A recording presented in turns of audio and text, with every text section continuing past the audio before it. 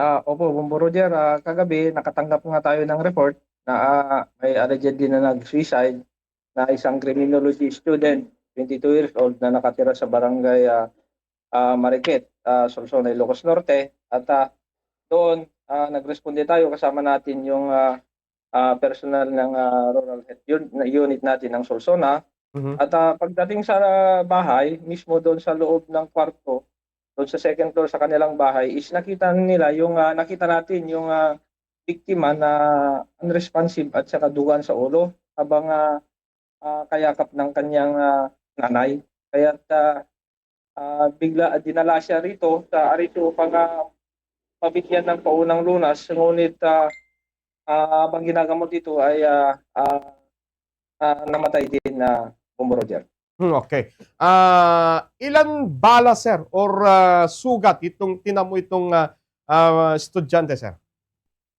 Base sa examination ng ating RHU doktor natin na si Dr. Magpali is meron siyang isang gunshot wound dito sa kanyang ulo at tumagos sa kabila, Bombo Roger. Okay.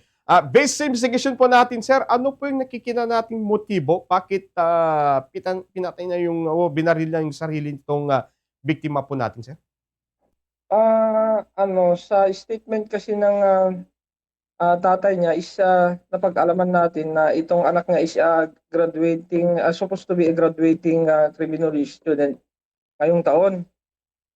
Ngunit sa mga nakaraang araw is nagtataka sila kung bakit wala silang nakikita yung man lang yung mga pagsusuot na niyang uniforme kagaya ng mga classmate daw niya na nag-undergo ng OJT.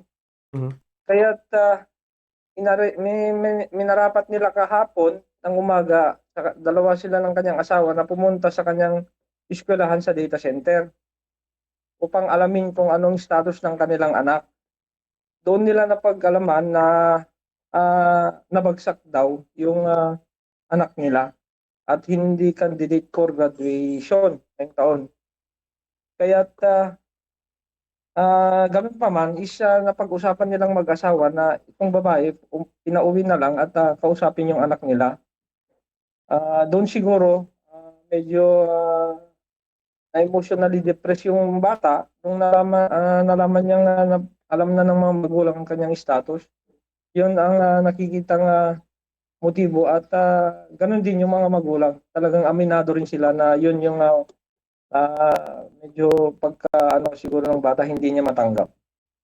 Okay. Pero based sa investigation po natin, ito lang naman ito yung yung unang beses na itong i-attempt yung buhay niya, sir.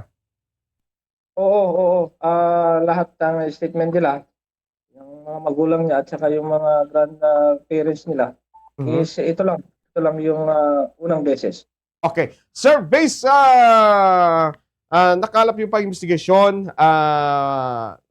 yung baril, anong klaseng baril at saan niya nakuha itong baril, Apo Police Captain, sir?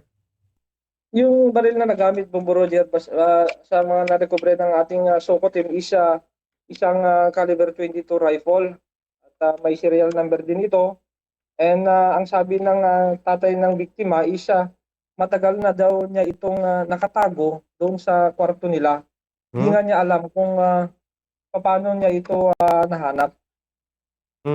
Okay. So aminado yung magulang na may tinatago silang baril. Yun lang, nagtaka sila kung bakit nakita niya itong baril or sabi mo matagal lang nakatago. Yun lang, medyo nagtaka sila. That time, sir, since nung umuwi yung mga magulang, then kinausap yung anak niya dahil sa hindi siya kasali sa graduation or itong taon nito, bakit pinagalitan nyo ba nila itong bata, Apo Police Captain, sir? Base sa sa license ng nanay niya, yung mama niya, is hindi naman. Maayos Mhm. daw naman niyang kinausap. At kung hindi man siya, kung bumagsak man siya ngayon, is pwede man niyang i-enroll sa susunod. Mhm. Yun naman ang statement. Maganda naman yung pakiusap, yung pinag-usapan nila. Okay. Bukod Sa doon. ngayon, sir, yung magulang, wala ba silang papananagutan nito? Ngayon, lalo na yun, na-discover po natin na may baril sa loob ng bahay? Police Captain, sir. Bumpo Roger, kasi yung baril is after na nagamit, yun lang naman na kwan. Ang gumamit naman is yung anak nila. So, ang nakikita namin, wala naman silang bananagutan doon kasi wala naman sa kanila yung possession. Mhm. Yung anak naman nila yung gumamit. Okay. Okay, sir. Once again, maraming salamat. Maliban po, sir, kung meron pa kayong dagdag, lalo na ngayon, itong nangyari dyan sa bayan po ng Sulsuna. Go ahead po. Opo, Bob Roger, maraming salamat.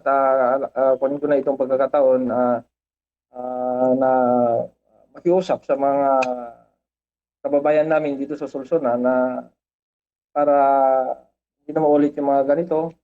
Please lang kung meron pa tayong mga kampanya natin sa paghawak ng mga hindi lisensyadong baril, maaring makipagtulungan na lang at isurrender na lang sa police station kung meron kayong mga ganito upang sa ganon maiwasan yung mga ganitong pangyayari, lalo na pag may problema tayo sa loob ng ating pamilya at sa mga kamag-anak natin. Yun lang, Roger, at maraming salamat. Magandang umaga at happy Valentine's sa ating lahat.